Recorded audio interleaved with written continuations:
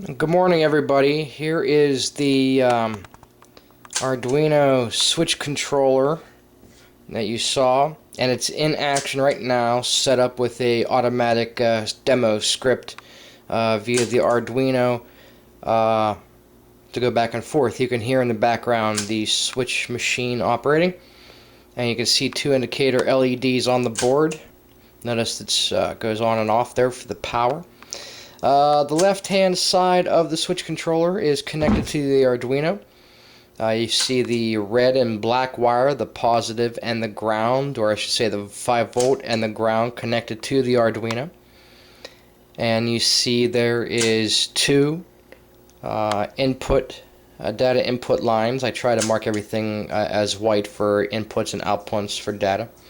You'll see an additional two green wires, which goes over to the breadboard there. As you notice, when the turnout goes back and forth, the indicating lights go back and forth. And this just demonstrates a indicator on a control panel, dispatcher's board, showing the indication of the turnout.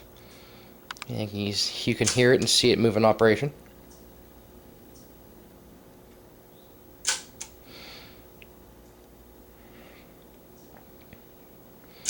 You will notice there's two push buttons on that breadboard, which we'll demonstrate later how the push button activity works.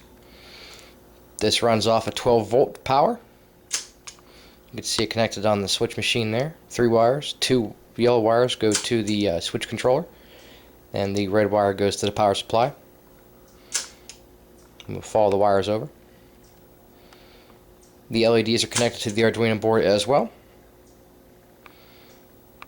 The right connectors go to the switch machine and the ground part of the power supply.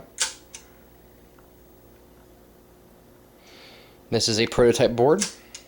Several different versions were created because we did have a problem with on these momentary snap switch machines. If there's too much power that goes to the machine, it would melt, and if the power stays on, it would melt the twin coil that's inside there. So we finally got it down.